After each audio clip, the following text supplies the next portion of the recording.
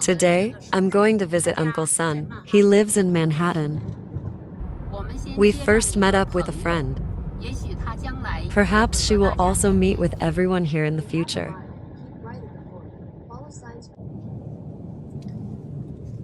My friend's house is almost here. We parked our car near her house. Then we took a bus.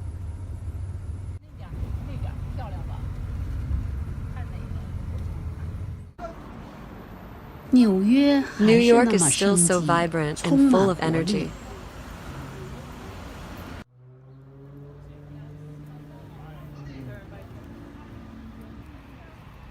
As bustling as ever.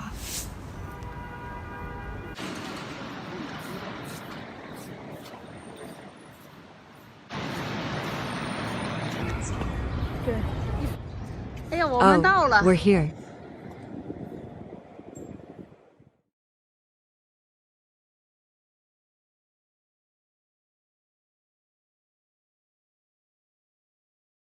Your academic performance was very good when you were in school. So, later on, you went to study in the Soviet Union. Is that right? I study in the Soviet Union because in 1956, the Chinese Academy of Sciences established a computer research institute. Then there was a plan to send 100 people to study in the Soviet Union. I didn't really know what was actually going on. It was just an exam for me. I passed the exam 3 times. I passed all 3 times. The number was reduced from 100 to 30. I still passed. So, your grades were very good. I studied quite well at that time. It was just that I studied well. Were there others who were selected, based on their family background or something? I don't know what's going on with that family background thing. I still don't understand it now. My grandfather was a landlord, but my father was not. My father was a teacher back then. He was a famous one in the local area. He taught in a school that was set up for free education. He funded the school himself. They built a few classrooms. In the empty space of a temple, he practiced voluntary education, meaning students didn't have to pay to attend. If you wanted to go to school, you just came with others and attended the school, which was called a volunteer school.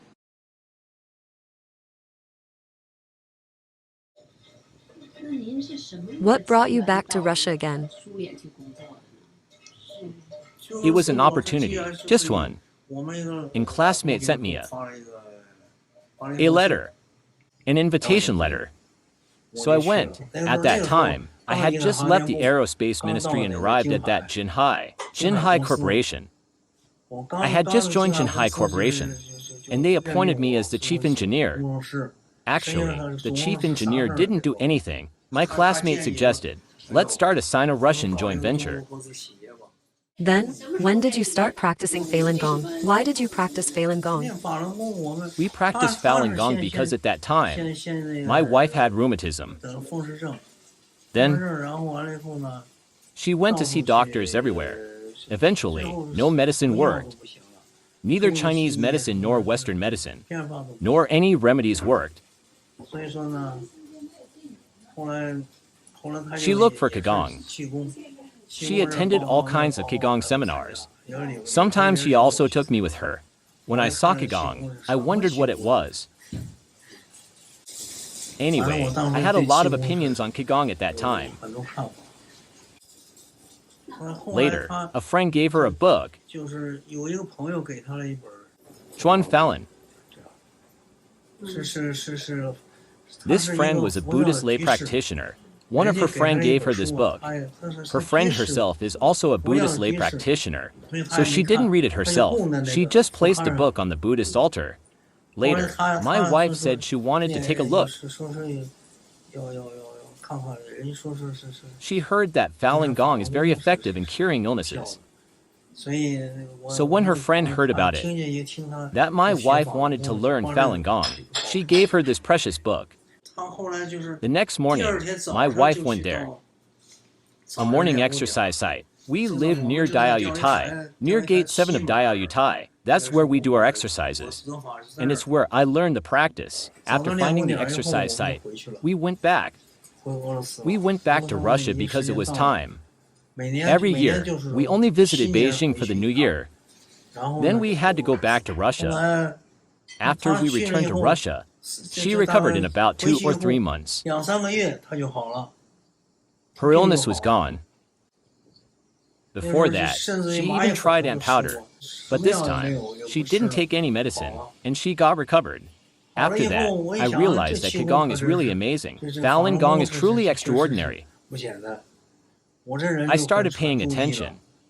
I already had some opinions about Gong, but this experience changed my views on Gong. I said, wow, she's all cured. After she got cured, I started practicing. At that time, I had many illnesses, cervical spondylosis, and headaches, nerve pain. I don't even know what kind of pain it was. When it started to hurt, I had to sleep for 3 days. Sleep for 3 days straight. When I woke up, I could start working again. That was my state at the time. Also, my stomach was not good. Was it in 1998? Before you know it. But since then, slowly, before you know it, some of my illnesses have been completely cured. Many illnesses were completely cured. As we know, after 1999, in China, the Falun Gong group was suppressed by the government. Did you also feel the impact while you were overseas? One of our relatives called my wife into the kitchen and said, Falun Gong has been classified now. I came here to investigate Falun Gong. That means you should stop practicing. My wife said at that time, I have decided to practice, and I'm not afraid. I think this practice is a good practice. And I haven't been affected. In Russia, can you freely practice Gong? When we went to Russia, it's a long story. There's a little story within this. At the beginning, we were just a group learning and practicing Gong. It was in a school. The director of the cultural and educational department of the Chinese embassy practiced Falun Gong himself, so he arranged for us to have a place approved in this school. Our practice site was set up inside the school. During the July 20th incident in 1999, that embassy director, I don't know where he is now. And what is his ending? Anyway, he handed over the books. After that, we lost contact. As a result, the high school didn't allow us to stay there anymore, so we wondered where to go. We ended up going to the park, from a closed state to the open park. Once we got to the park, things turned out pretty good. Suddenly, all the Russians came up. The Russians came in droves. Many people started to learn. Then, the number of people at the practice site started to increase. Uncle Sun, how did you come to the United States later on? Why did you come to the United States? Because I started to attract some attention.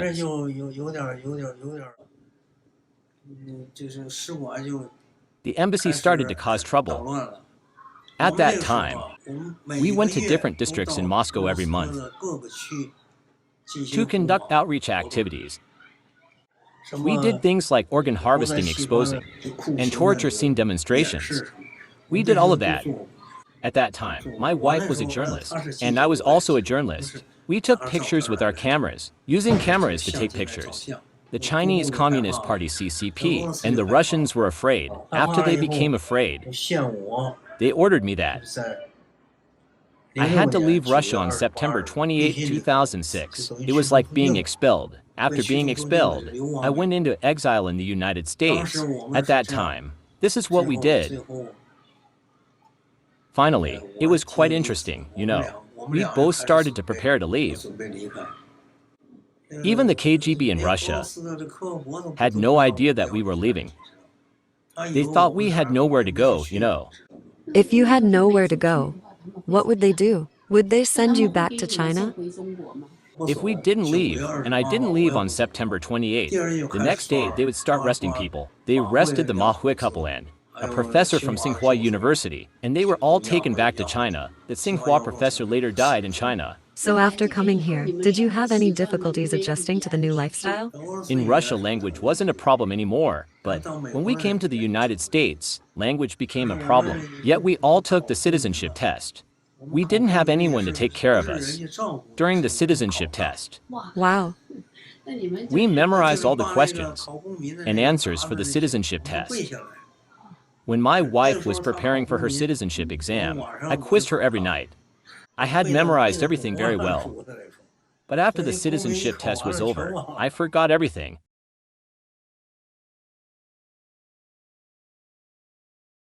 Thank you, Uncle Sun. Thank you.